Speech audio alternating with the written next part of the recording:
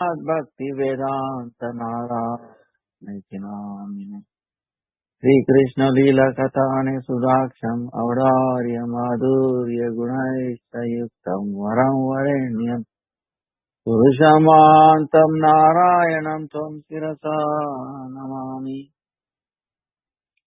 Tridandinam Bhakta Shiromanim Sri Krishna Padāja Budaitavadi Chaitanya Lila Amrita Sara Saram Narayanam Tvam Satatham Prapadye Jai Sri Krishna Chaitanya Prabhu Nityananda Sri Advaita Gadadhara Sri Vasadi Sri Gaura Bhaktavranda Hare Krishna Krishna Krishna Hare Hare Hare Rama Ram Ram Hare Hare Hare Krishna Krishna Krishna Hare Hare Hare Rama Ram Ram Hare Hare Hare Krishna Krishna Hare Hare Hare Rama Ram Hare. Let me offer millions of distances of every upon a good world. Now Manishta Santa Santa and Potitana. All some present cash feature Vaishnavas Yatavat Tandavat Pranam. Vancha Kalpataru Vyascha Krupa Sindhu Vacha Patitanam Pavanebhyo Vaishnavebhyo.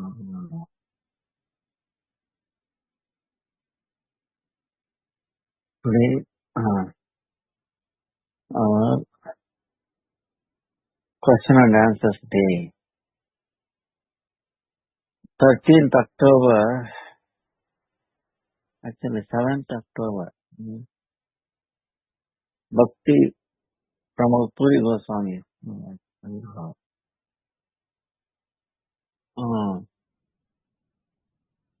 Monday.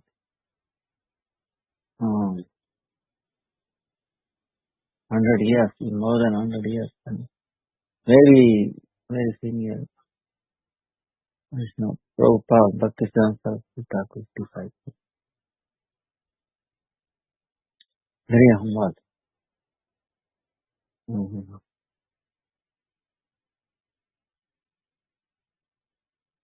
I had his darshan in Navadvip by like 86, 87. Amazing person.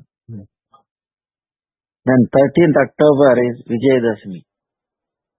Lord Ramchandra's Shubha Vijay Mahotsav. And also appearance day of Madhvacharya. And then 14th October is Papankusha Ekadasi. Then 17th October is Purnima. Kartik begins. Kartik Vrata, Damodar Vrata, Urja Vrata, Niyam Seva, all that. Also discipline day of Param Gurudev, Bhakti Prajnan Keshav Goswami. And then also Deep Dawn begins that day. Then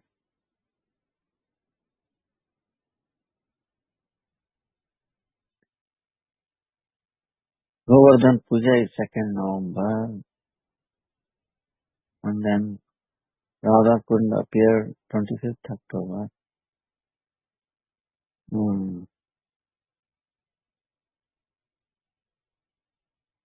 Yama Deepadam, 30th October. By doing deep down outside, remembering Yama, untimely death will not happen. Then 15th November is the end of Kartik.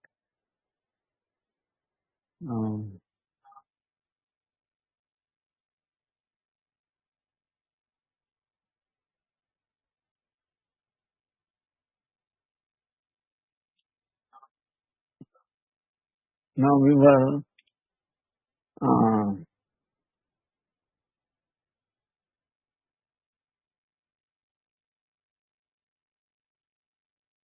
Bhaktivedānta Saraswati Thakur, great personality.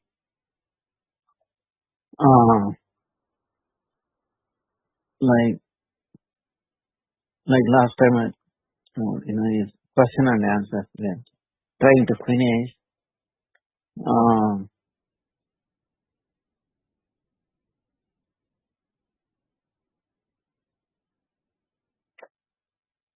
Why all people do not understand spiritual topics about the ultimate goal of human life?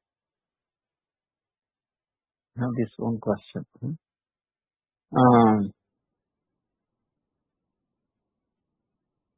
His answer is, without good fortune, how can they understand? For that, they must have good past impressions. Only those who are fortunate surrender to the lotus feet of a spiritual master and devotees of Lord Krishna, Vishnu, and listen to narrations of his pastimes. They are able to understand spiritual topics by the mercy of Bhagavan. However, those who do not take sufficient care to study a subject cannot understand its essence. Those who reach a hasty conclusions about ascertaining the absolute truth are unable to understand it. Such persons cannot spare even a little time to study comprehensive knowledge or the truth about the Supreme Lord. We have grown up in a society which is so materialistic that we cannot spare even a moment to investigate what is eternal and what is spiritual Paramatma. In other words, since childhood we grew up in a society in which materialism is so prevalent that we cannot spare a moment to discuss eternal or spiritual life. Our 24 hours in a day are spent in work or various mundane activities. We do not try to understand who we really are. The scriptures tell us that every moment of human life should be spent in discussing and contemplating spiritual topics. A wise man does not spend his invaluable life trying to satisfy his material senses. All living entities should think about their well-being.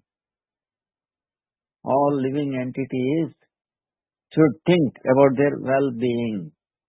In this way, we should be selfish. See, when we say selfish, it looks like a bad word, right?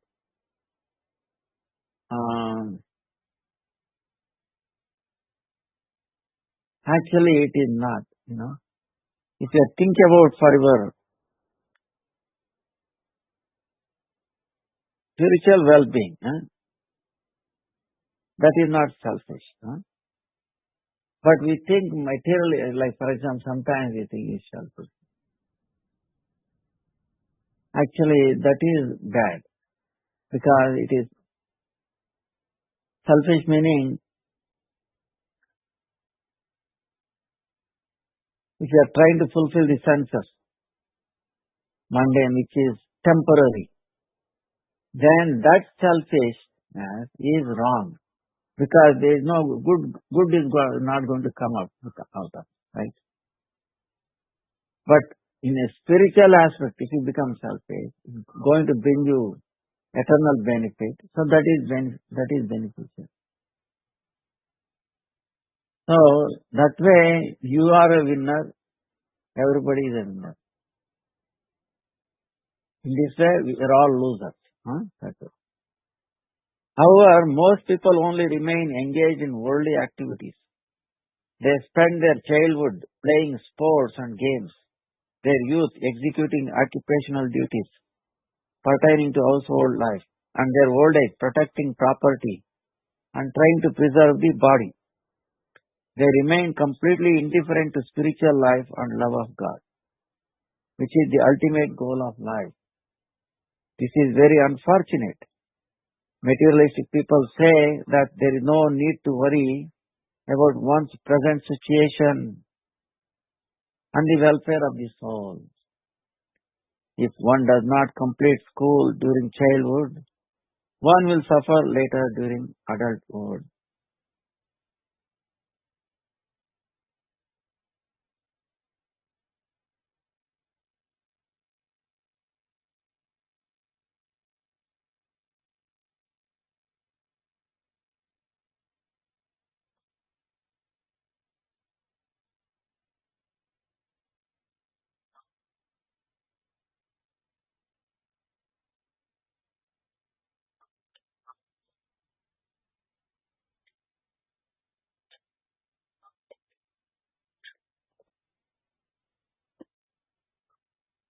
One concerned for the welfare of society is also concerned for his own welfare along with the welfare of others. One should take special care to ensure that his service to Bhagavan, which is the occupational duty of every living entity, is not hampered by indulgence in sense gratification. Some people advocate avoiding sins, papakaryas, and doing virtuous deeds, punya karma. But this is not enough. A wise man always considers the relationship between his eternal spiritual position and his current duties. When we fail to do so, we will encounter difficulties. Without proper understanding, one must face the consequences of one's current activities in the future. Many types of inconveniences surround you if you do not utilize your time properly. People remain engrossed in the anxieties of family life and this transitory material world during their youth. They think that in old age they will contemplate and discuss spiritual topics regarding life after death. However, their well-being will not be attained by such procrastination.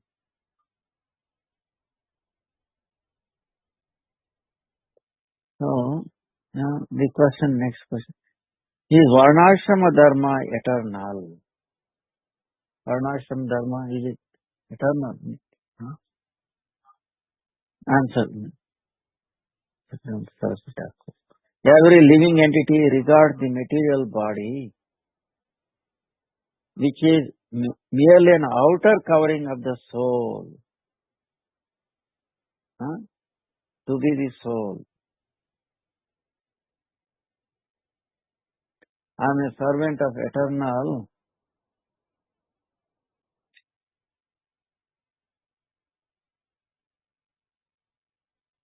I am a servant of eternal Bhagavan. It is my eternal duty or religion, dharma, to serve Bhagavan. I do not belong to any social division, such as Brahmana, twice born, or priest, or Kshatriya, or to any spiritual division, ashrama, such as Brahmachari, celibate student, or Grihastha householder. Therefore, how can Varnashram Dharma be my eternal Dharma?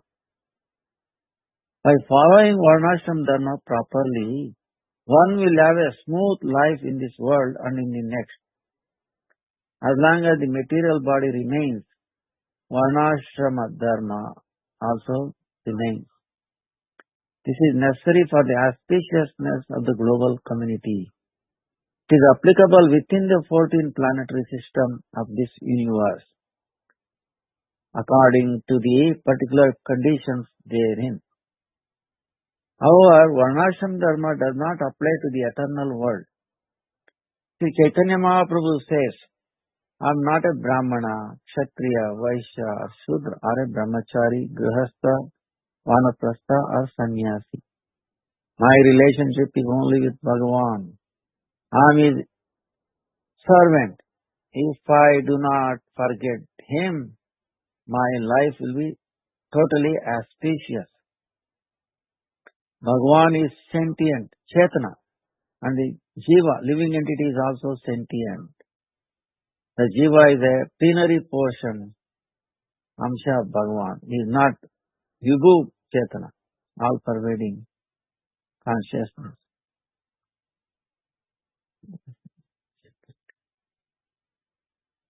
But is Anuchetana, an atomic particle of consciousness.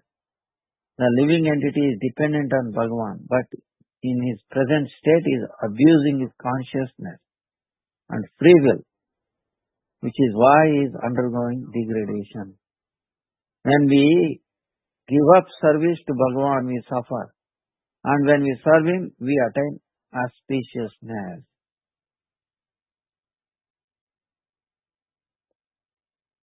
Then,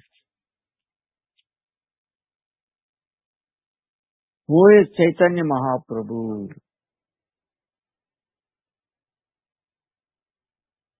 Answer. Chaitanya Deva did not first appear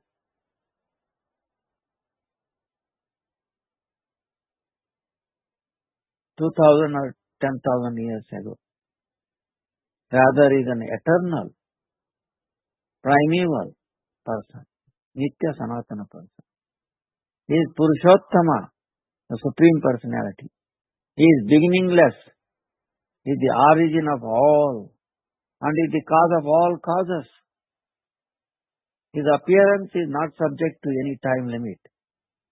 The three aspects of time, past, present and future, manifest from him. He is the Supreme Spiritual Person, not a mass of bones and flesh. He is the primeval personality of Godhead. He is the Supreme Doer. He is Parabrahman, Paramatma and Bhagavan. He is directly Krishna. He is the source of all incarnations. He is endowed with all opulences. He is the Supreme Lord. He is Swayam Bhagavan. Sri Chaitanya Deva is an ocean of mercy. No one can show mercy like him. Even other incarnations of Bhagavan do not bestow as much mercy. His unprecedented mercy bestows qualification on the unqualified, and it is complete and eternal. He is Bhagavan personally giving himself to us.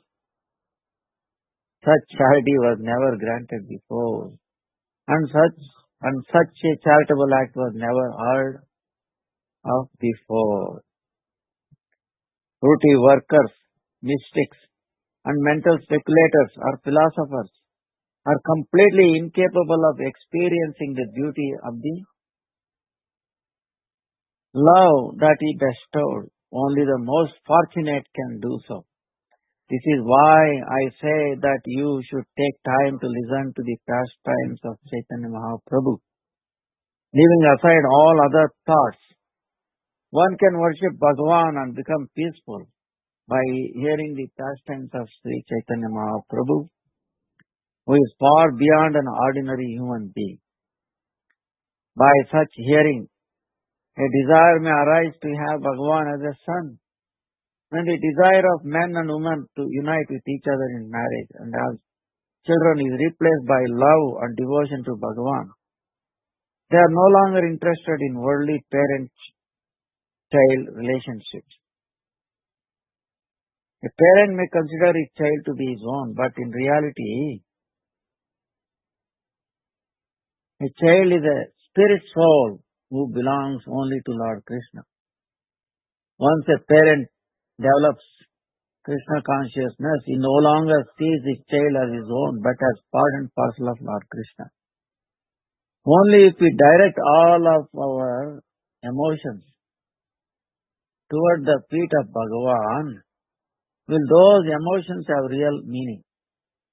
The five mellows of neutrality, servitorship, friendship, parental affection and conjugal affection are fully present in Bhagavan. Those whose sentiments are directed towards temporary bodies and objects are unable to know Bhagavan. Bhagavad Vastu contains complete knowledge and bliss. We make great efforts to know Bhagavan.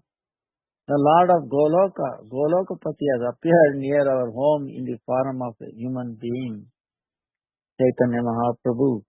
In order to give us specific instructions, we should greatly endeavor to know Him.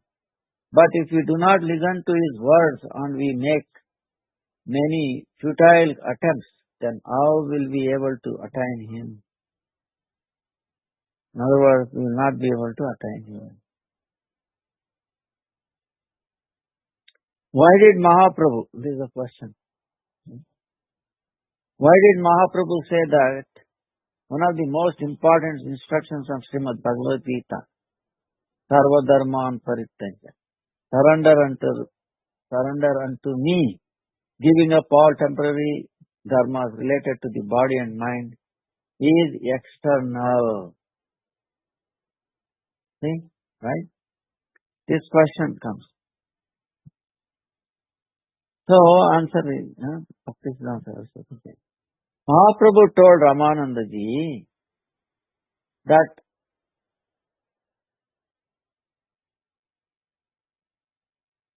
great statement in Gita is external. Yoho Bahya, Age Kaha Ara. Because devotional service, bhakti, is the natural function of the soul. For that, God doesn't have to try to convince someone to become a devotee by giving him a promise letter.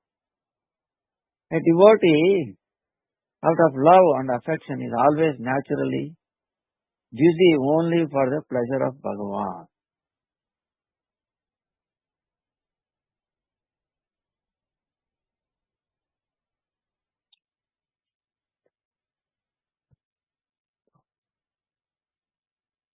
If a father has to give some incentive to see his son in order to receive some service, what is the glory of that son?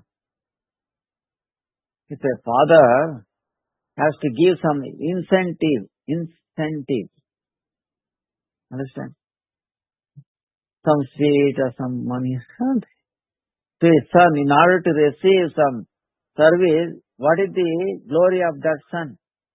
Instead of a devotee personally serving Bhagavan with a sense of belonging to him, we see quite the opposite. In other words, Bhagavan has to tell you that you should serve him, and then he will free you from all sins.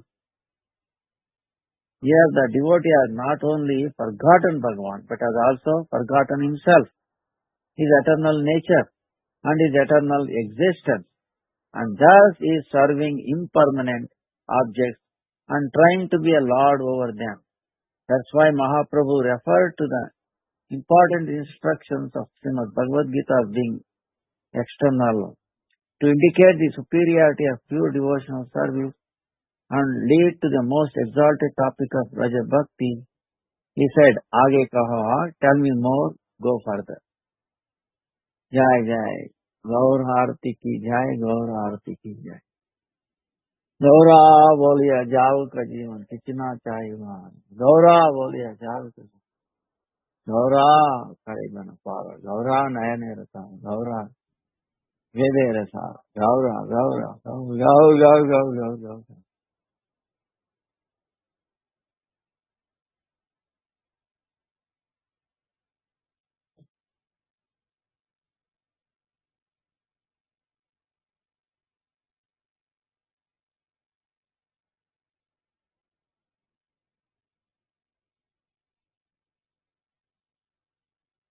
So, what is examination?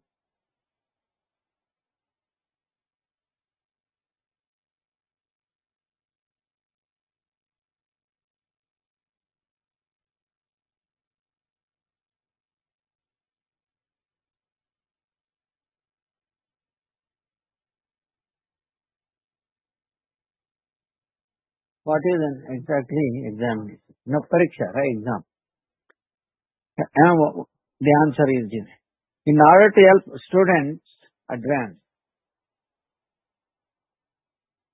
Teachers conduct examinations. Students who are assiduous and intelligent enjoy an examination. But those who have no interest in studying become fearful and discouraged at the prospect of an examination.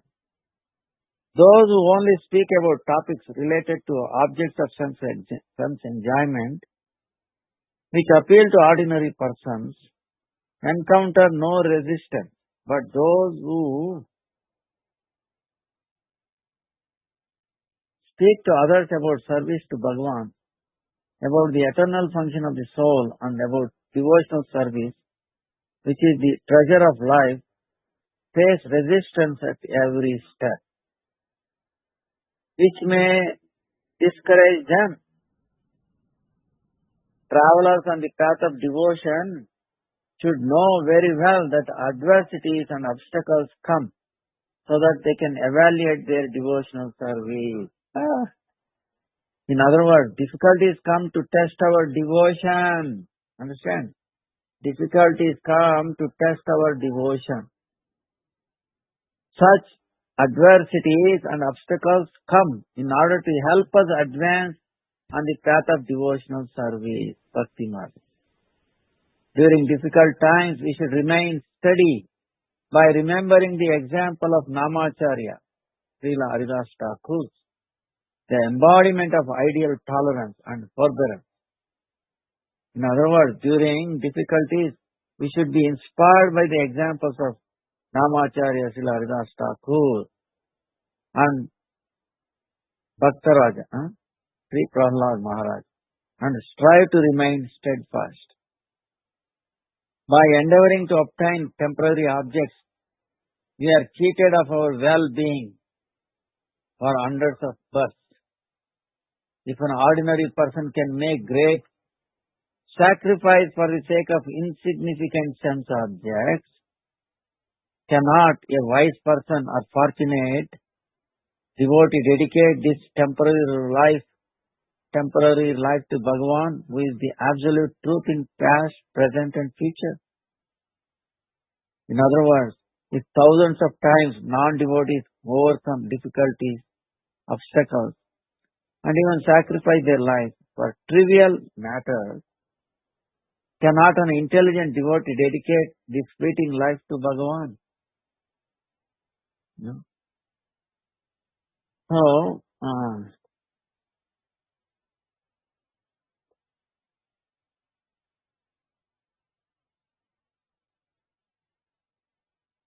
next question. Why do people go to places of pilgrimage, tirthas? Answer. A tirtha is a pastime place of devotees and Bhagavan. Persons having pious merit go to places of pilgrimage to get association with devotees, service to devotees, and service to Bhagavan, which results from the former two.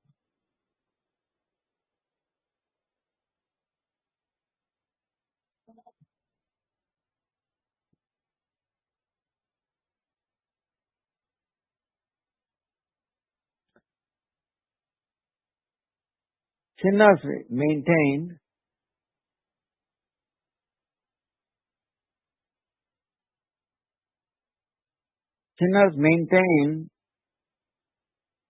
their tendency to sin, and they go to places of pilgrimage only to avoid the consequences of their sinning and to gain prestige. However, the Vaishnava Vrinda, devotees who are beloved to Lord Krishna, perform the pastimes of visiting places of pilgrimage in order to transform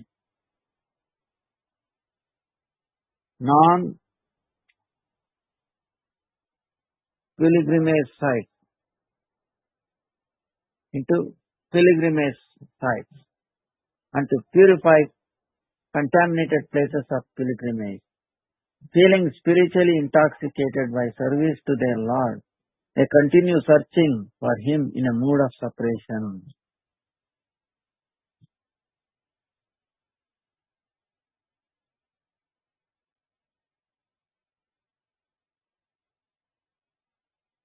Then next question.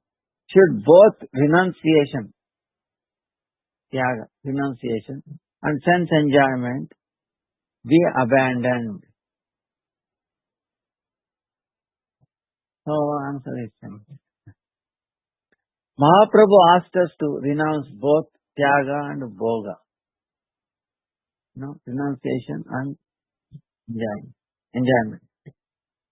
Bhoga means to enjoy the objects of the senses, such as beautiful forms, taste, and fragrance by one's senses, including the eyes, ears, nose, tongue, and skin.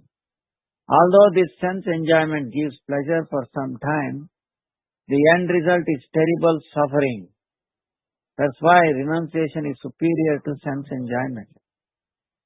Real renunciation is very good, but in the case of pseudo-renunciation, kapatayu, one utters neti, neti, not this, not this, abandons the objects of the senses, and finally abandons even Bhagavan and devotees. Such pseudo-renunciation is actually a form of sense gratification. Mayavadis, impersonalists or manists, consider the material world to be false and regard every object of the material world to be temporary and false. Thus they utter, this is not real, this is not real, renouncing the material world and every object in it. Unfortunately, they consider both Bhagavan and his devotional service to be worldly or illusory things, and thus they abandon them. Considering this material world to be full of misery, they want to be liberated from it. They want to eliminate distress, and they think that the bliss of liberation is the greatest enjoyment. The idea of the manists that the material world is false and impure, like the stool of a crow, is utterly mistaken. In reality, this material world is created by Sri Bhagavan, who is endowed with all powers or energies. If we regard Bhagavan's material creation to be false, then it means that we do not accept Bhagavan's energy. The real meaning of the scripture is that all things in the material world are real, but temporary, perishable. The propensity to enjoy sense objects prevents one from realizing that all material objects are actually instruments meant to serve Bhagavan. It creates the misconception in one's heart that I am the enjoyer. A person trapped in the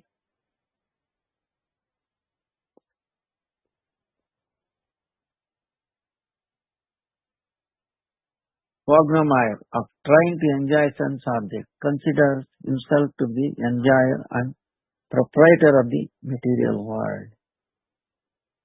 Renunciation also turns one away from devotional service. It also prevents one from understanding that all things in this world are meant for the service of Bhagavan. In renunciation, one feels that all objects of this world cause distress and bondage. So abandoning them to be one's benefit. In this way, one commits an offense to the lotus feet of Bhagavan, to devotional service, and to devotees. All objects of this world are the opulence and glory of the Lord. Forms and tastes, for example, are objects of the senses, and the senses can never be detached from their sense objects. Even if some people are able to restrain their external senses, such as the eyes, ears, nose, tongue, and skin, they may still try to relish sense objects internally via the mind. If one attempts to artificially or prematurely renounce sense objects by becoming detached from his external senses, one will likely experience bodily discomfort or pain.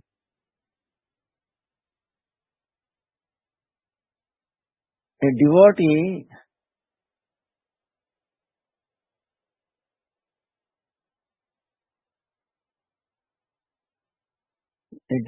neither enjoys nor renounces sense objects. He regards them to be objects of Bhagavan's service and engages them in his service. A devotee gives up attachment to sense objects and only accepts what is necessary for the survival of the body. Considering himself to be Bhagavan's servant, he remains continually engaged in his service. Renunciation and sense gratification are not functions of the soul. Renunciation and sense gratification are not functions of the soul. Service, seva, is its only eternal function. Liberated souls are always absorbed in the service of their Lord in Vaikuntha. Fortunate conditioned living entities who want to become free are purified from the conditioned state. These are engaged in sense objects provided by Bhagavan in their personal sense gratification, nor renounce them, considering them to be the cause of distress. They only accept things that are favorable for Bhagavan's service and renounce things that are unfavorable.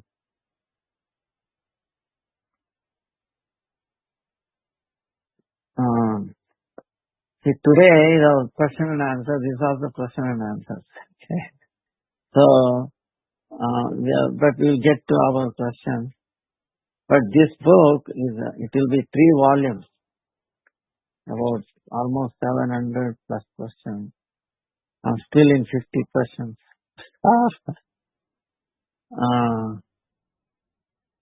All the, you will not have any questions once you read this book.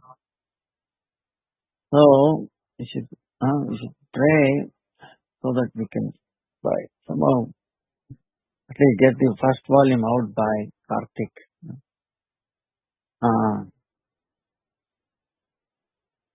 Question 51. Who is Śrīpāda Goswami Prabhu?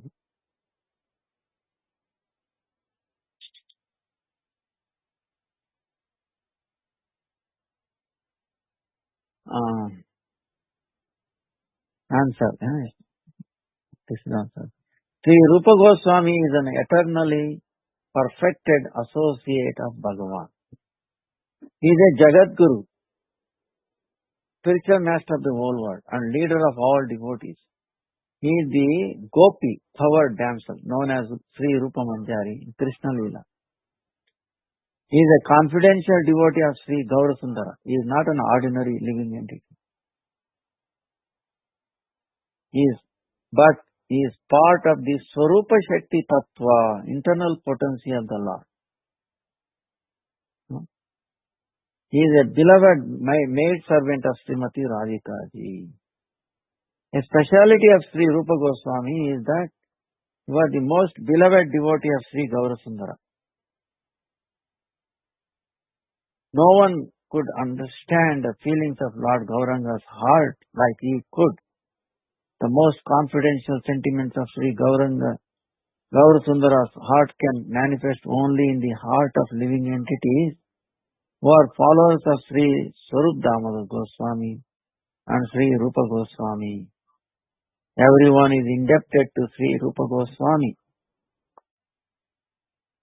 As long as the Sri Gaudiya Vaishnava Sampradaya exists in this world, no one will be able to forget the unprecedented contribution of Sri Rupa Goswami. Sri Rupa Goswami Prabhu is an object of our eternal worship. He lives on the lap, chest and head of Sri Krishna. Krishna always carries him on his shoulder and head. He is very dear to Lord Krishna. You only aspire for the dust of his lotus feet. Our hope and faith are only at the lotus feet of Sri Rupa Goswami. How can Krishna's service be attained? Sri Krishnadas Kaviraj Goswami Prabhu said that his service is attained only by the grace of Sri Raghunath Das Goswami. The farther away we are from the lotus feet of Rupa Goswami, the farther away we are from the lotus feet of Lord Sri Gaurasundara. Only those who follow in the footsteps of Sri Rupa Goswami are qualified for devotional service to Krishna. Sri Rupa Goswami Ji is the living ideal of the Krishna Bhakti.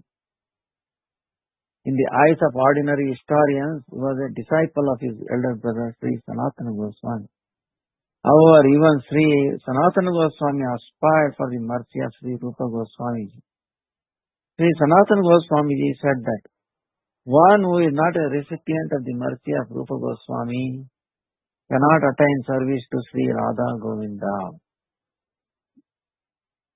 When followers of Karma Kanda and Brahma Jnana tried to suppress devotional service, there was a need of Sri Gaurasundara's commanders-in-chief to destroy their power. At that time, there were two prominent commanders under Lord Chaitanya, Sri Rupa Goswami and Sri Sanatana Goswami. Sri Rupa Goswami was the commander-in-chief, and the Rupanuga Vaishnavas were his army. Sri Swarup Damodar Goswami was the lord of the Gaudiya Vaishnavas. He alone consolidated the army in order to defeat the Karmi, Jnani, Yogi Sampradayas, whose members had extraneous desires and were opposed to the practice of devotional service. That Rupanuga army did not have ordinary weapons or missiles. Its only weapon was Kirtan.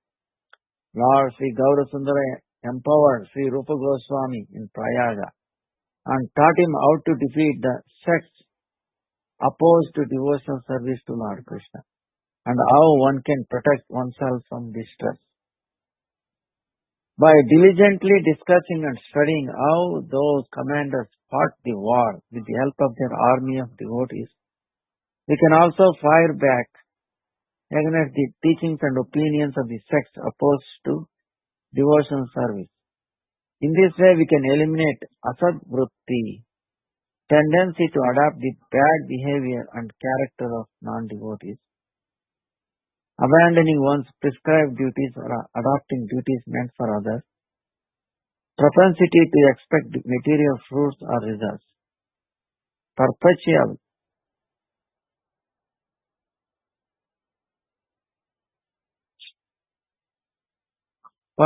desires other than the aspiration to bring happiness to Sri Krishna, hearsay and heterodoxy,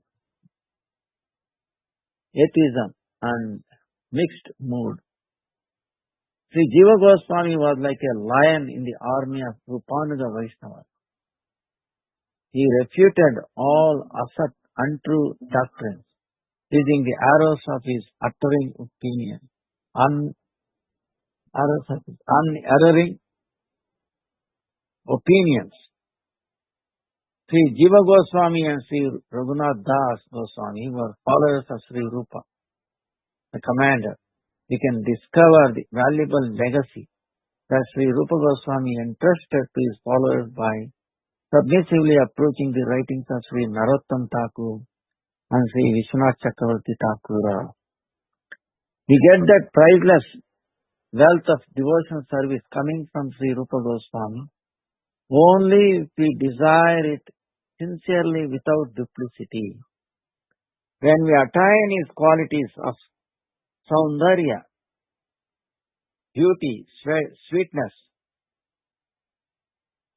topmost mercy and kindness, we will have no regard for ugliness, deformity, and we will only see splendor, lovely pastimes. People all over the world have become mad for superficial worldly beauty.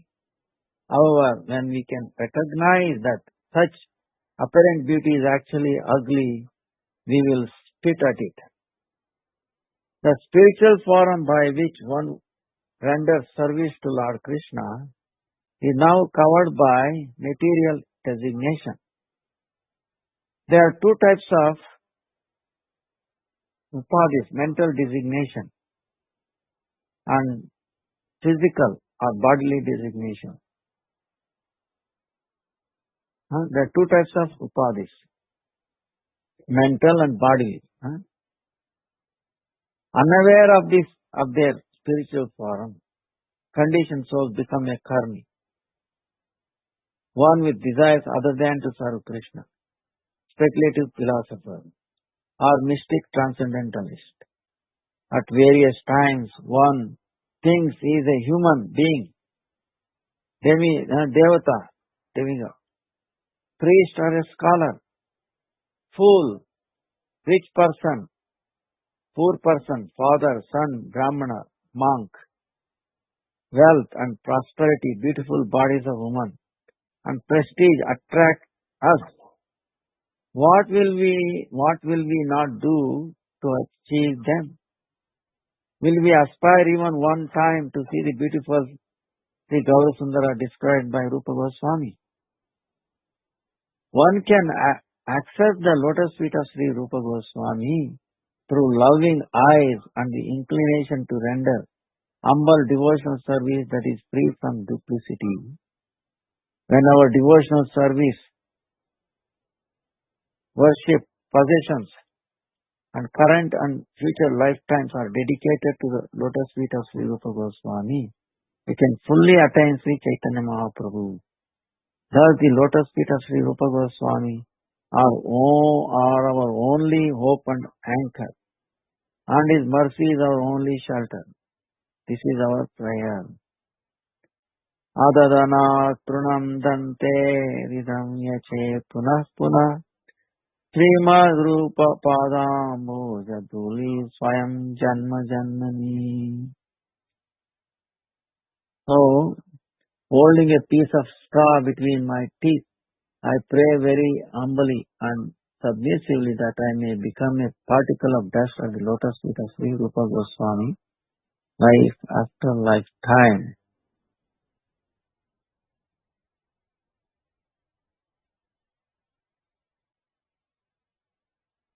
Now, this next question, after this we will take another question. See, what is the difference between karma, worldly action? Okay, what is the difference between worldly action and pastimes, lila? Huh? Because look both, similar, something like. So, Bhaktisiddhanta Saraswati Thakur. There is a difference of heaven and earth between karma and the lila. Huh? There is a difference, heaven and earth and heaven, This is a good saying, far, far apart. Karma involves the material senses, while lila, pastimes, involve the spiritual senses that are inclined to render service. The material world is the ground for karma, the basis of which is a gross or subtle body.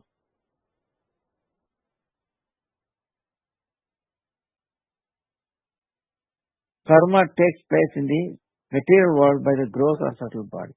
Karma is temporary because it is performed by the temporary body. Spiritual pastimes are eternal and they involve spiritual senses. Karma is like a punishment for the living entities bound by the illusory potency, and it is the cause of the threefold miseries. On the contrary, lila are blissful, playful activities arising from the unbridled desire of Sarva Tantra, Swatantra Purushottama, Supreme Personality of Godhead. The realms of spiritual pastimes are Vaikuntha and Goloka, which are situated beyond the 14 planetary systems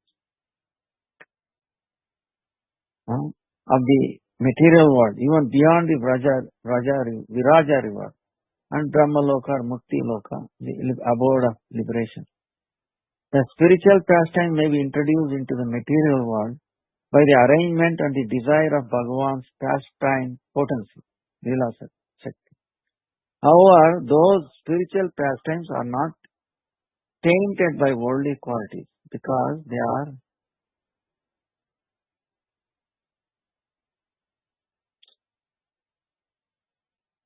transcendental to the scope of the mundane senses and inconceivable in nature. This is the conception of Gaudiya philosophy.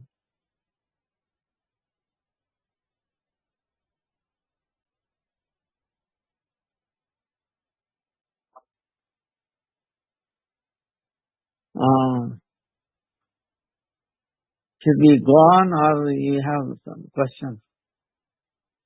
Yeah, I have a question, Gurudeva.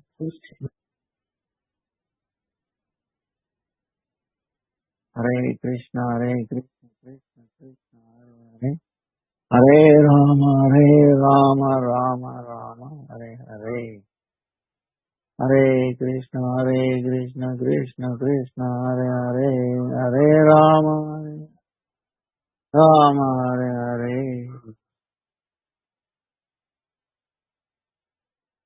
Hare Krishna, Krishna Krishna, Hare Hare, Hare Rama, Rama Rama, Hare Hare. Question is, Pitṛ Pūjā should be performed by son only. If there is no male issue, who will perform this yearly Pindadana to be paid? Is that any one son can do or all sons can do?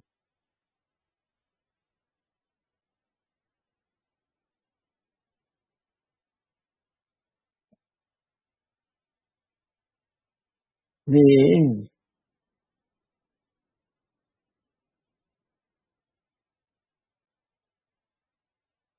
Śrīpāda Bhaktivedānta Narayana Katana Sudaksham Avda Haryamadu Yagunai Varam Varam Purushaman Tam Narayana Siratam Trivandi Nam Bhakta Shiromani Shri Krishna Padāja Udaitu Chaitanya Leelam Vitasara Saram Narayana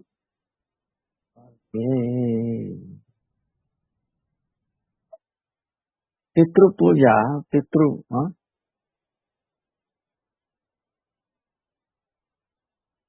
like this Mahalaya, Pitṛ Paksha.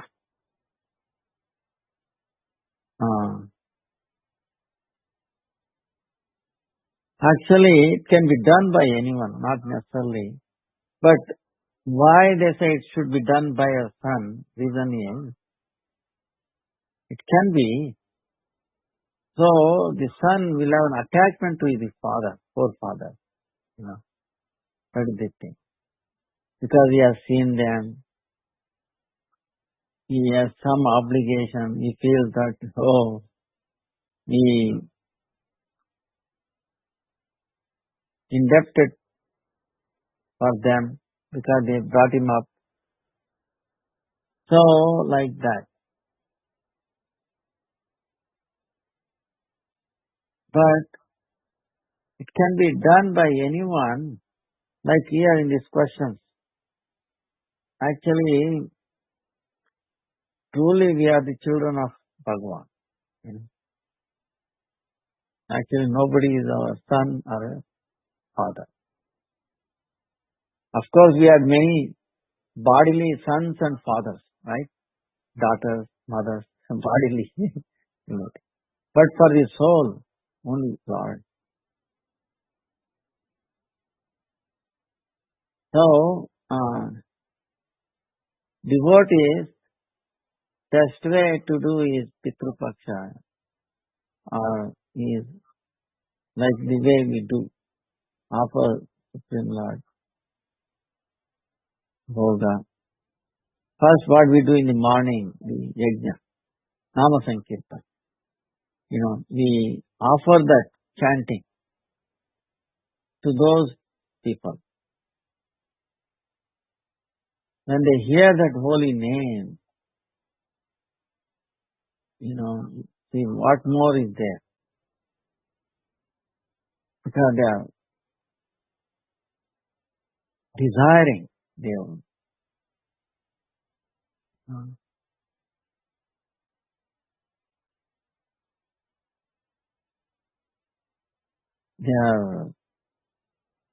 and offer that chanting to them, Nam Japa.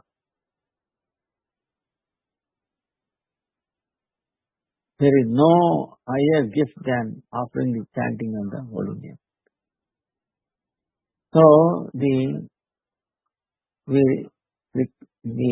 invoke appearance of actually every day the Pitṛ Pūjā, Pitru Devata, come on their behalf and accept and they deliver to them. And so it is an eternal benefit.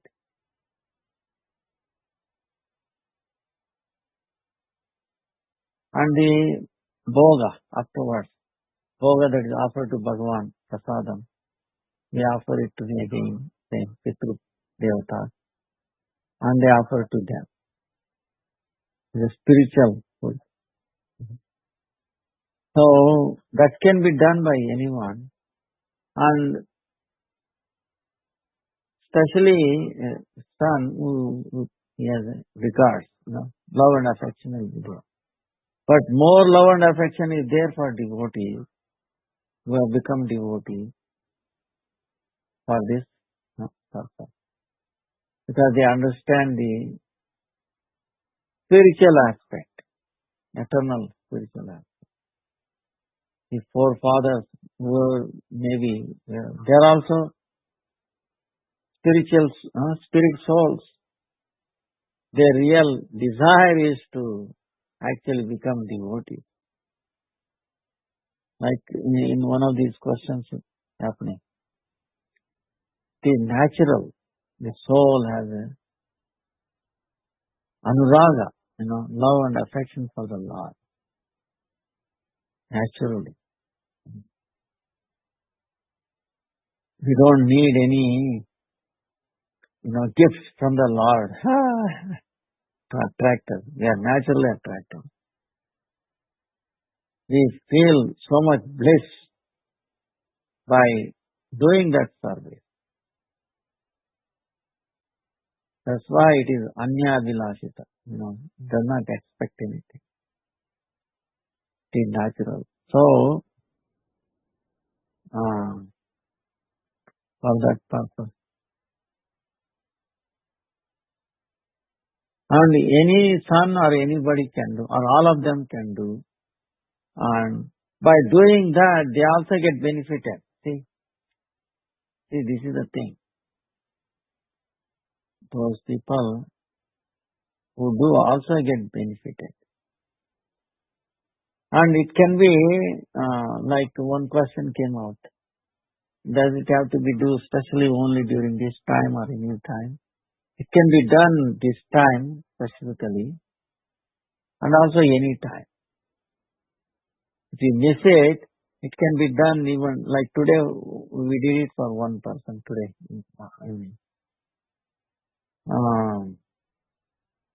Because they forgot or we didn't get in time. So it can also be done. But that is the special time allotted by the higher power so that we can dedicate for the remembrance of our Pitrus, forefathers. Because in this busy every day, every time, one paksha, one fortnight is meant for that. So during that time, whatever, actually Pitṛ Pūjā, the way ideal to do is, whatever chanting you have done, and at least one ekadasi would have come, right? 15 days. Offer that fruit of ekadasi and chanting to the forefathers. And that's it. Wherever they are, they will be liberated. So you don't need to do again next year Pitṛ Pūjā because they will not be there. Okay. But still you do, because our effort may not be complete or anything. So, other, Actually, if you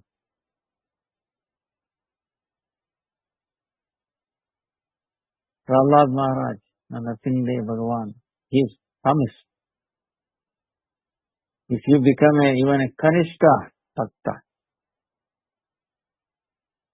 your 7 generations, you will deliver, become devotee.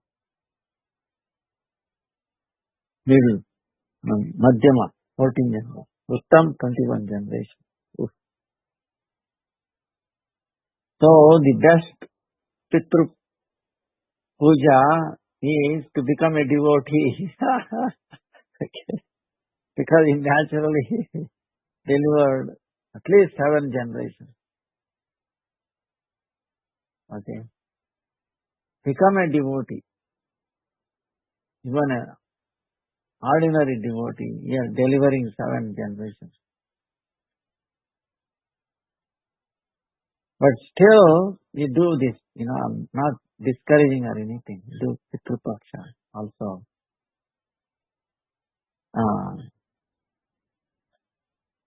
But the real thing, what I'm telling, is to become devotee. So,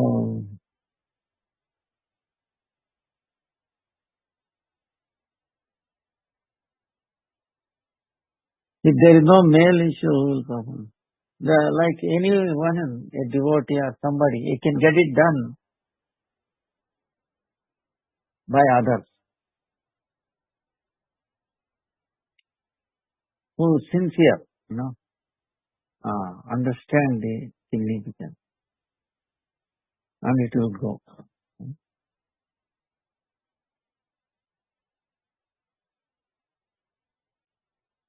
But Ekadasi, it can be offered by anyone. The soul is not male or female. Bodily,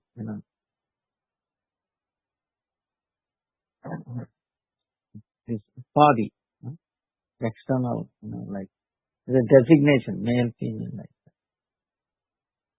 But anyone can do.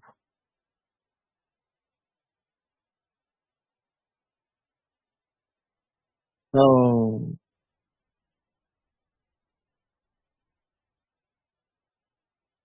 spiritually, from Vaishnava point of view.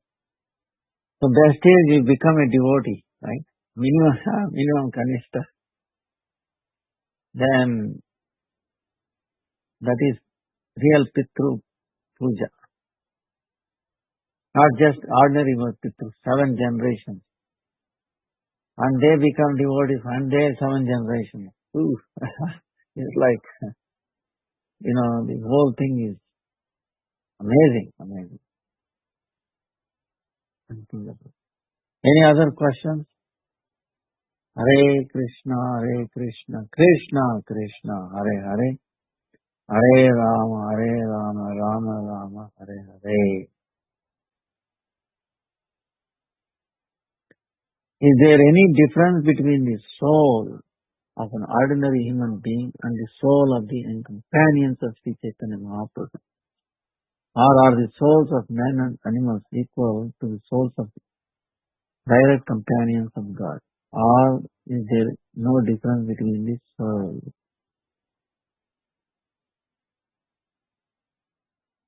Hare Krishna, Krishna Krishna, Hare Hare, Hare Ram, Ram Ram, Hare Hare.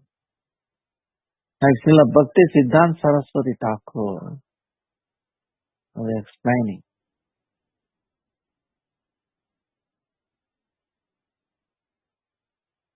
The soul is Chinmaya. Is an atomic particle.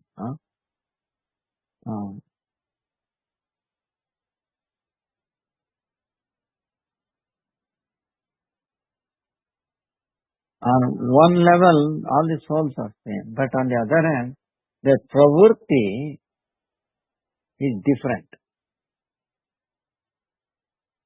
Uniqueness is there in bhakti. And different levels of bhakti.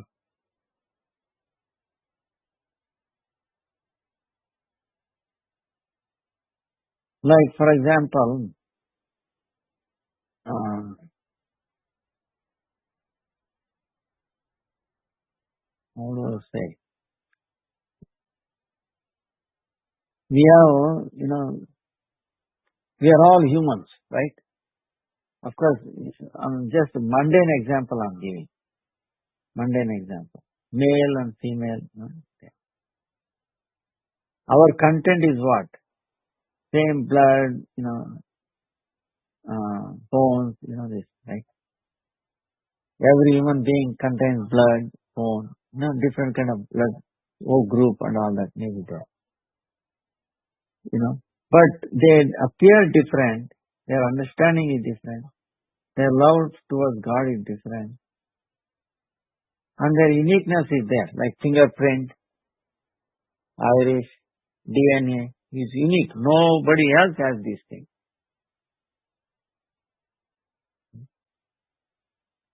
So same way, all the spirit souls are same in that sense.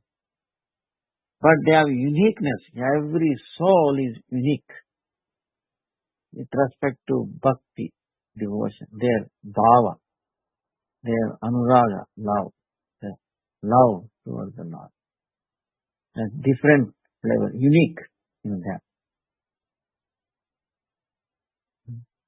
So that's why there is some difference.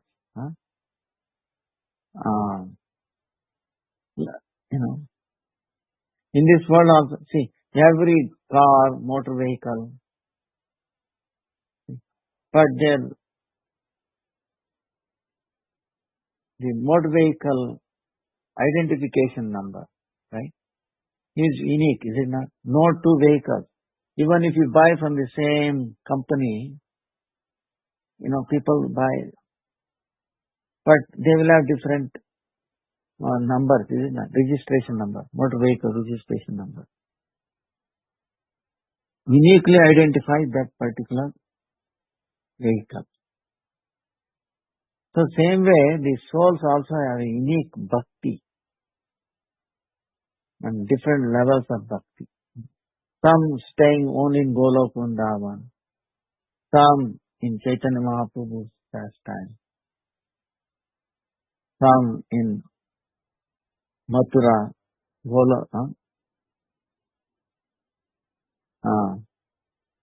Dwarka, some in Ayodhya, Vaikuntha, like that, different levels.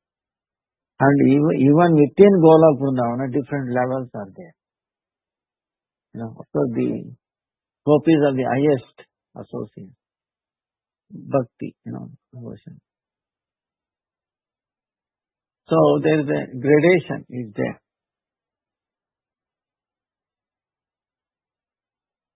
But the spiritual entity, they are all spiritual in nature, transcendental, chinmaya. But the pravurti, bhakti is different level. And that is the highest for them. See, you should not think from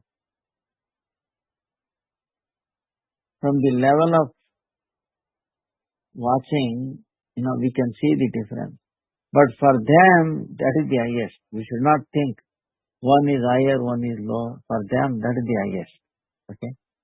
And they are happy. Hanuman, for example. Lord Chaitanya Mahaprabhu told him,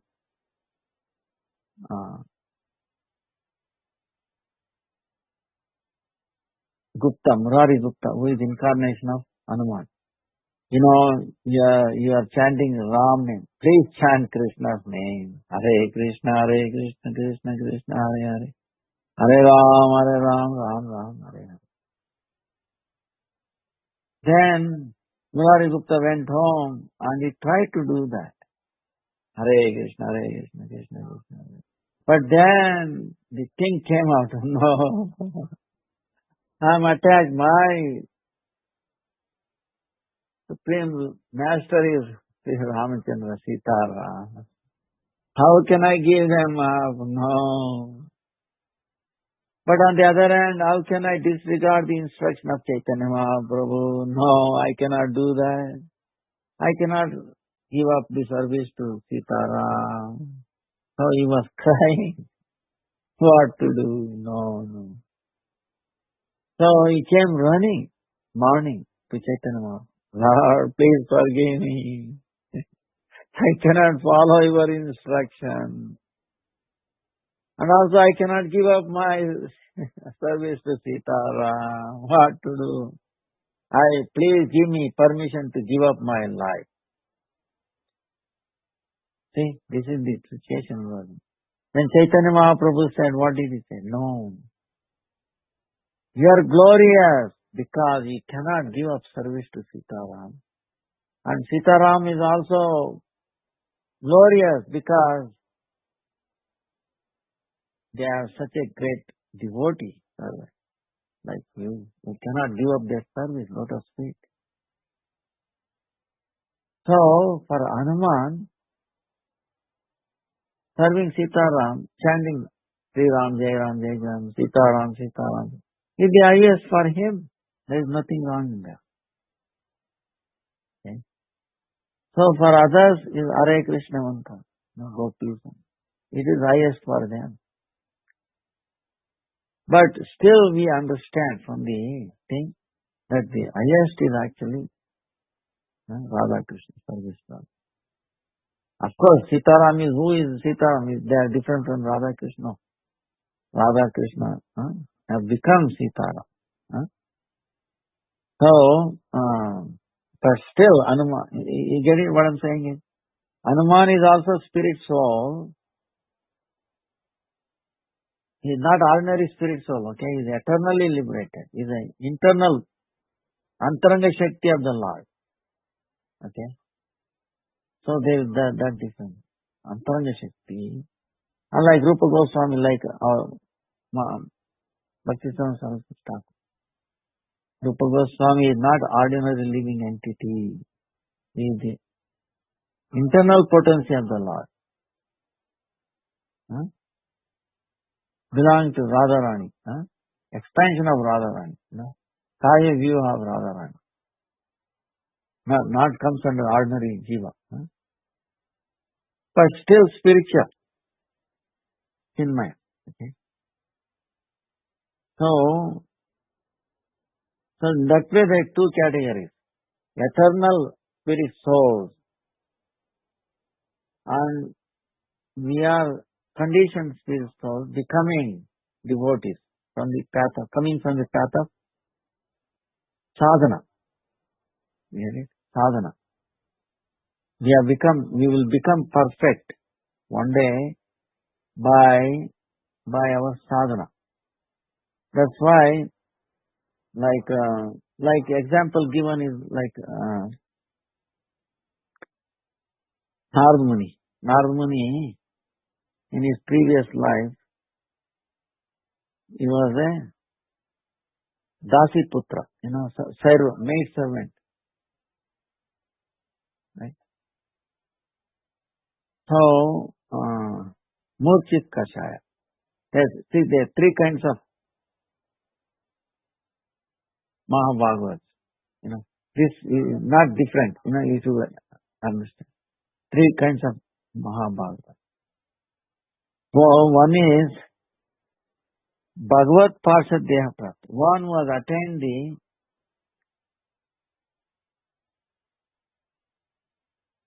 the form fit to a spiritual form completely. There is nothing material. Okay.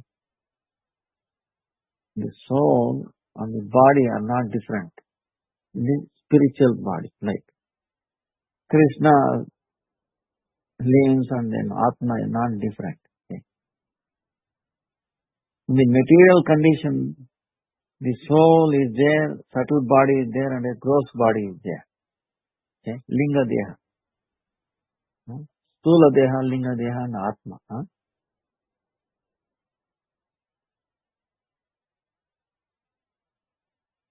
Like seed. See, for example, you take peanut inside, right? Peanut is there. On top of the peanut, there is a red little thin covering, is it not? And then on top of it, there is a shell.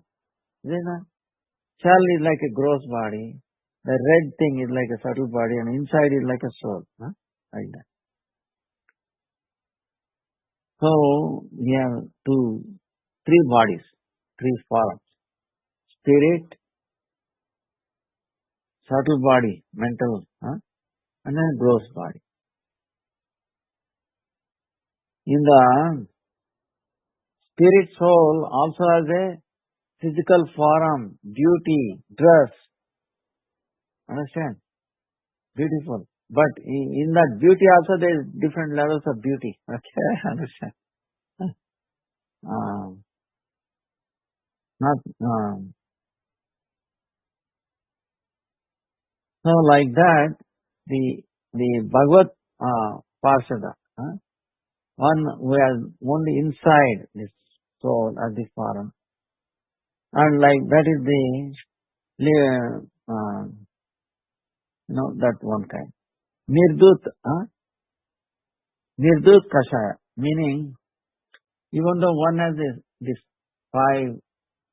this material body and a subtle body, but he has no conditioning, he is completely, he will not get these gunas, this modes of material nature will not act on him. But he is in the body, Nirdut Kashaya. And Murchit Kashaya, meaning unconscious state. He is in the body, but the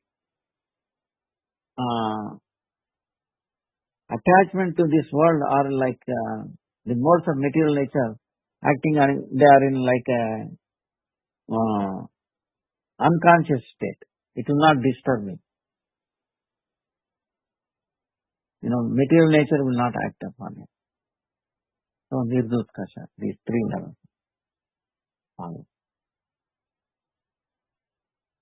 So the first one is the example, like Narad Muni. He is traveling everywhere after getting spiritual form. His transcendental form, like Hanuman. He is a transcendental form. Even though appears here, he comes in that spiritual form.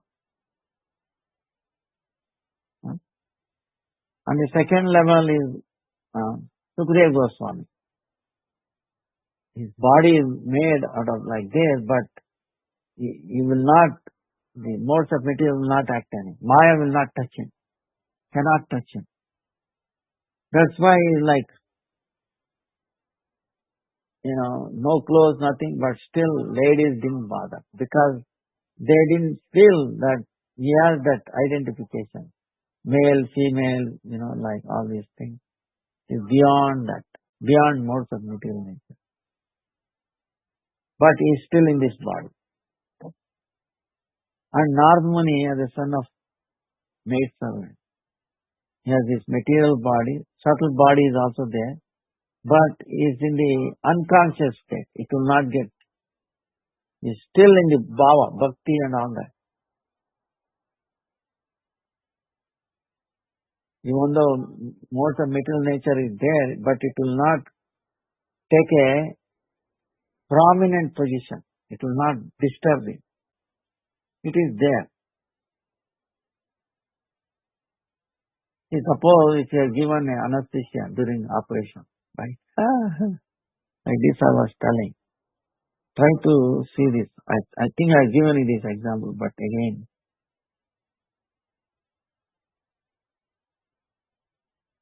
suppose somebody getting operated or yourself operated, right? You must have heard or talked to some relatives, friends, something. Doctor, what does the doctor do first? He gives you anesthesia, so that we will become unconscious. Local or general, okay? General meaning we completely unconscious. Local meaning that part of the body, maybe hand or feet, will not feel any pain or anything. You are aware, something is going on. So it will give you local. That part. You get numbness, where you don't feel. Meaning the sensor things becomes inactive, makes them inactive by some kind of chemical for a short time. Then he starts operating, cutting this and that. So you don't feel pain and like that. Suppose if the doctor does not give anesthesia and he starts cutting, what he will do? You think doctor will be alive? He will kill him or he will hurt him. And he also get. See what I'm saying? It will be danger for both and other surroundings, nurses and all.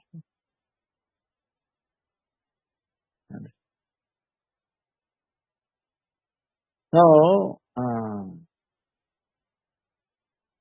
same way God has given that anesthesia for us. Forgetfulness of who we are, what we were thinking, many lifetimes. It is there. Suppose you remember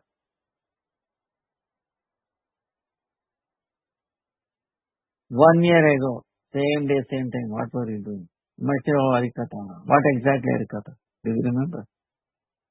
Exact details we don't know. Minute to minute we don't know. Right? We forget.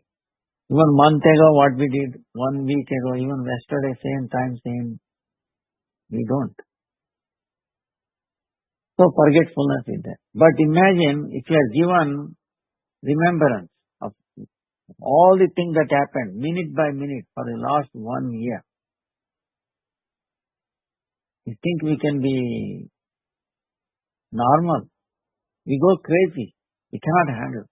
Oh, that happened, this happened, that. You cannot concentrate. You cannot, breathe. You cannot drink. You go.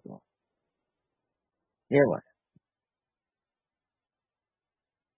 Imagine, remember all the previous lives. Oh,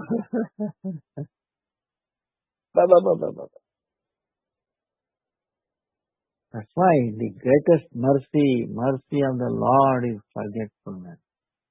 From me comes knowledge, remembrance and forgetfulness. Understand? We cannot handle.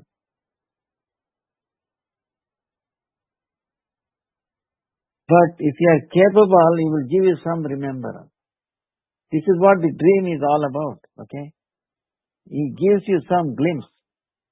Dream is what? Like we were telling. The impressions is there. Lord knows what is best for you. So during the dream, He takes that thing, impression, and He gives you, shows them. You think He is showing through these eyes? No, internal eyes.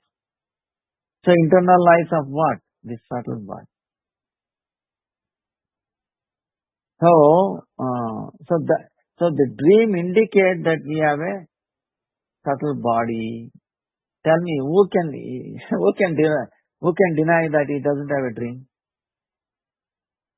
Everybody has to accept, right? I cannot see your dream, you cannot see others, right? Mine. It's a private affair, right? Understand?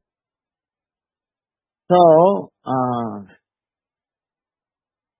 it shows that we have so that means Shastra must be true. Otherwise, you tell me in your medical books, you are reading anatomy, physiology, how dream happens. Of course, everybody and that we are not seeing the dream through these eyes. But we are seeing dream so clear, so real it seems like, right? You understand? So this shows that the scriptures, what they are talking, is real thing. Okay. Otherwise, we cannot explain. I have also read anatomy, physiology, this by me. did brain surgery. You don't see any eyes in the brain. Okay. It's so amazing. Mind is different from the brain. Okay. One time, one person asking doctor, "Sir, what is mind?"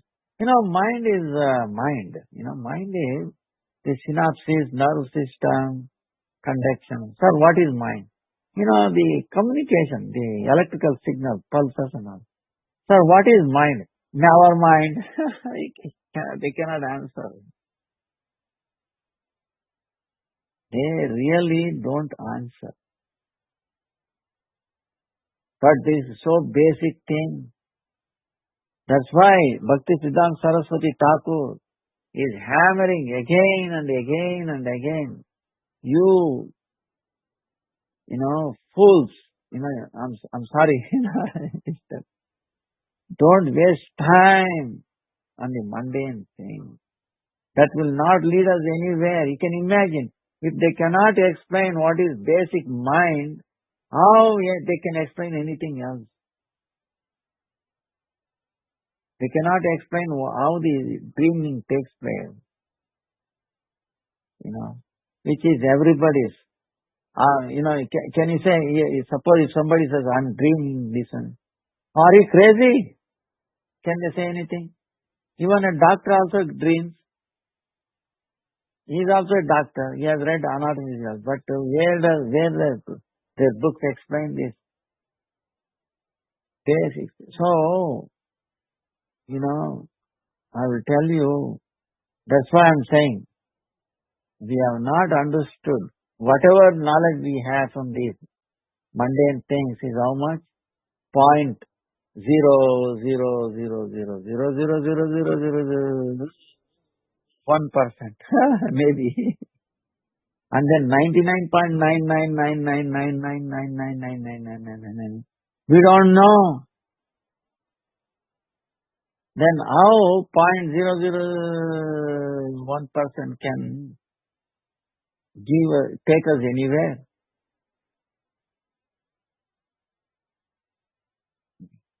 So let's not waste time on that. Okay?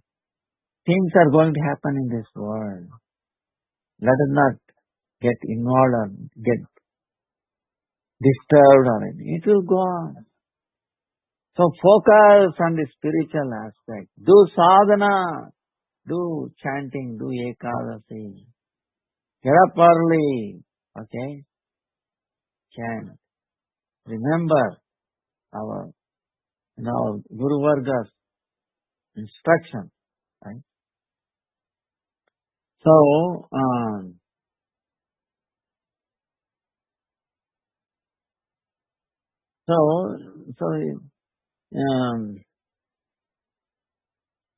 I think we answered all of these questions. So, animals equal. See, the soul will remain same. What is the difference between an animal and a human, for example? Okay. The subtle body is also same, but the gross body will be different. See, we have three bodies, right? Gross body. Gross body can be trees, humans, animals, bacteria, whatever, all that thing.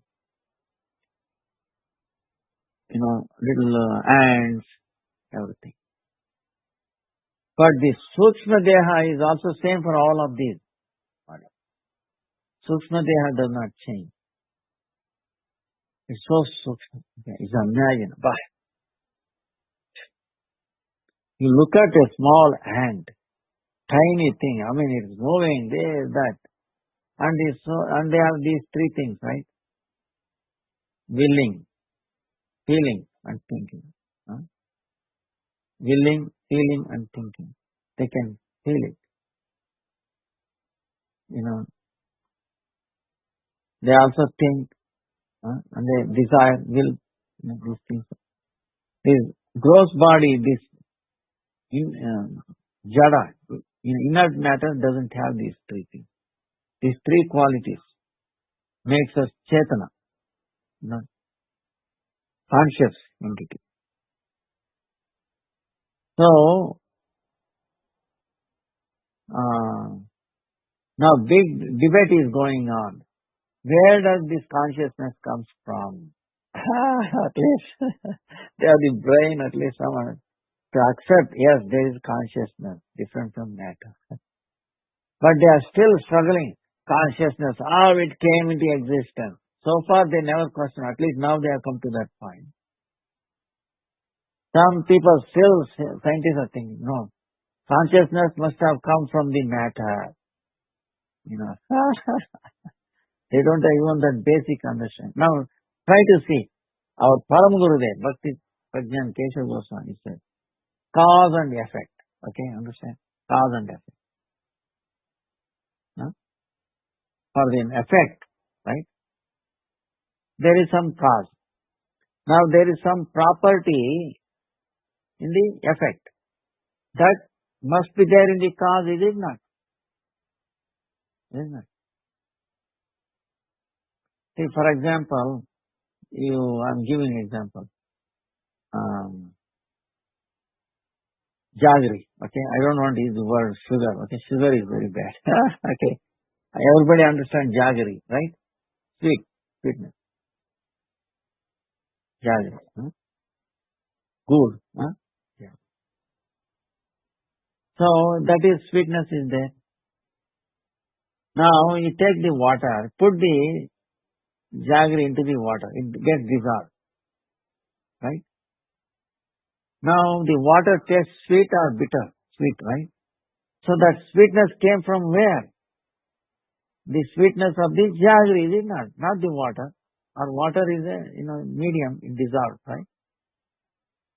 So, the water tasted sweet because of the jaggery, the cause. Effect is sweet water, cause is the good, right? Jaggery.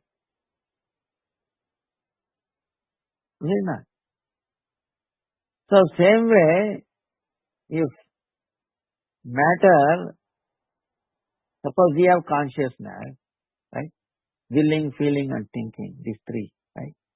Ichcha Shakti, Jnana Shakti, Kriya Shakti, Anubhava Shakti, experience. Jnana Shakti, Ichcha Shakti, and then Anubhava Shakti, these three, is there in the sentient being, Chetana. In the mundane objects, like inert objects, they don't have these three things. Consciousness, so how, what the mundane object doesn't have these three things, and conscious being has these three, how it will come when the cause has no qualities of that? You understand what I'm saying? So, the consciousness cannot come from unconscious matter, dead matter, basically dead. How it can come? This is what they are struggling for. Conscious has somehow came from the dead matter. This is what, So, they are struggling even the basic things like that. So, you think you can expect any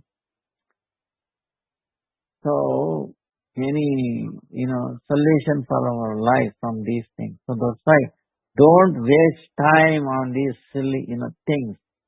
They are not even worthy of considering their things, okay? It should be thrown out. But of course, we have to, keeping this body, we have to do something. Do. But don't give priority to this thing. Understand?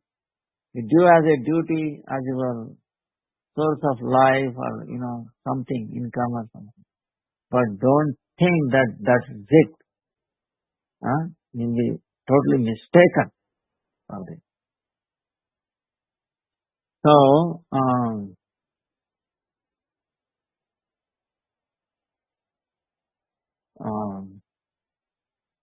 different categories is there. So it's amazing.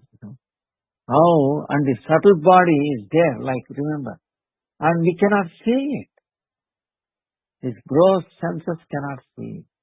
But we cannot deny it is not there. Because like for example, dream, I gave you example of dream. They cannot explain. Explain by, they are trying to explain through, they want to see through the microscope. Can you see our mind through microscope? Then they cannot see even an atom or electron. How? See what I'm saying? So, it's a sheer waste of time. So, I hope this question made it very clear.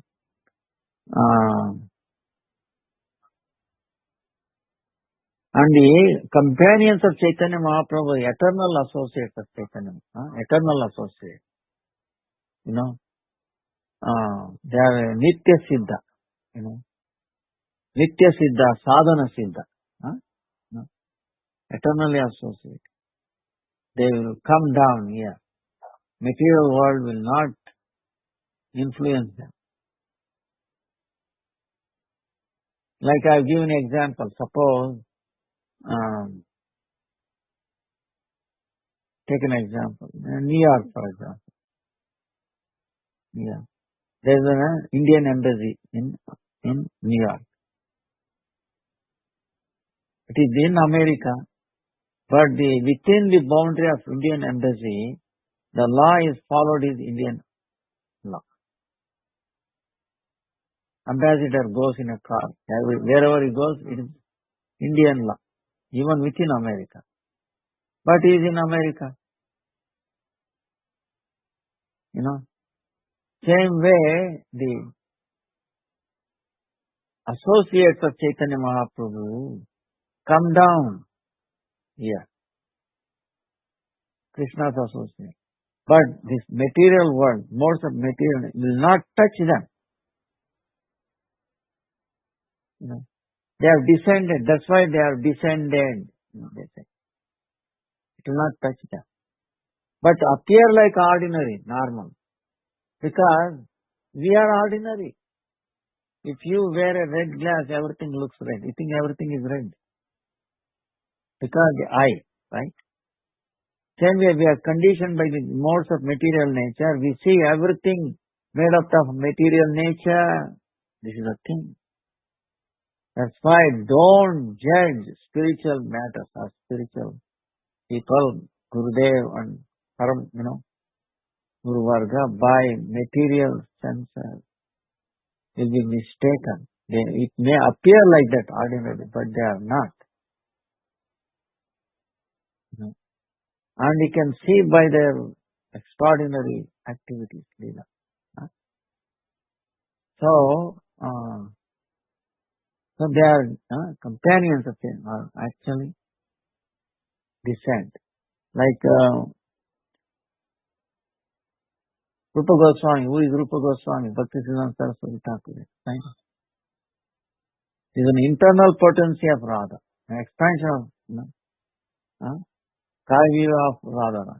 Internal potency. It's not ordinary jiva. Eternal associate. And they come down. And you can see Rupa Goswami going through so many days like ordinary person. But he is not. So, like that.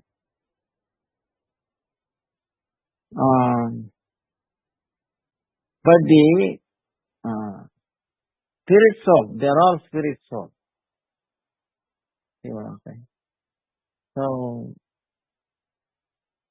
I think we covered all of it. Any other question? Hare Krishna, Krishna Krishna, Hare Hare. Hare Rama, Rama Rama, Hare Hare. When Srila Brahma Deva recite the Brahma Samhita, see,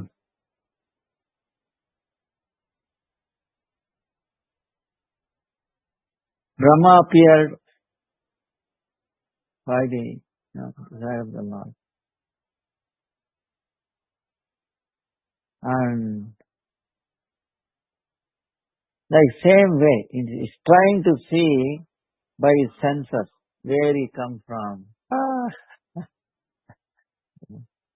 It's coming from the navel of the Supreme Lord. So, he like in that Srishti Leela, we saw. I think sometime back we sent you that picture, right? Srishti Leela, navel.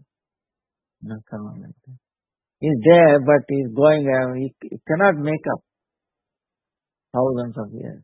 Yes, searching. He could not. Then he failed. He said, no way, I cannot find my source. You know. So when you come to the point of that I cannot do, understand? I need help. Of course, Brahma is not ordinary, but he is going through that Leela, okay, to show us an example. As long as we think I can do myself, I can see, then miserable. No, we cannot do anything. So Brahma said, no. That I can see. Then he heard the word tapa. What does tapa meaning? Austerity. Heard a voice. See, he heard sound. First thing he heard is sound. Tapa. Do austerity. Do sadhana. Then for thousands of years. Then Lord mercifully, see, with mercy, he gave this fruit song. Through fruit song he made him Vija. Initiated him. Gayatri mantra. Different Gayatri mantra. Then he realized, see, as long as he was seeing the material energy, understand, he could not make out what he can see. But Krishna gave him initiated him, Gayatri. He gave spiritual strength and also spiritual knowledge.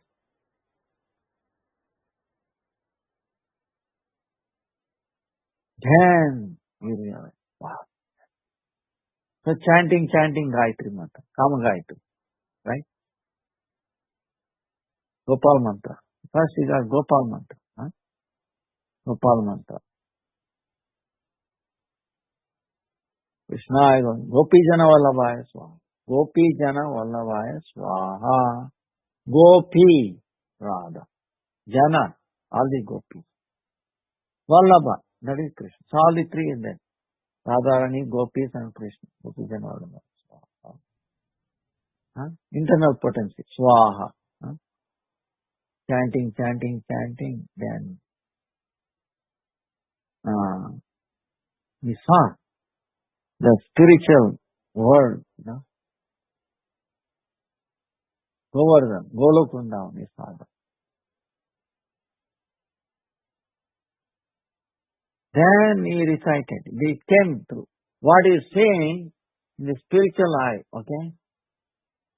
Meaning is Siddha Deha, meaning is spiritual eye. Internally in meditation, spiritual eye. He saw that. And then he reciting it. Ishvaraha Parama Krishna Sachidananda Vigraha Anadir Govinda Sarva Karana Karanam Chintamani Prakara Sadmashu Kalpa Vruksha Laksha Vruteshu Vishvavi Adipam Namatam Lakshmi Sahasra Shata Sambrama Sevyamanam Govindam Adi Purusham Tamaham Bhajami Premanjana Charita Bhakti Vilochane Santa Sadaiva Vruddhesha Vilochayanti Yam Shama Sundara Achentya Gunasvaru Govindam Adi Purusham Tamaham Bhajami Kanta Sri, he saw everything and then he recited. So, This is the effect.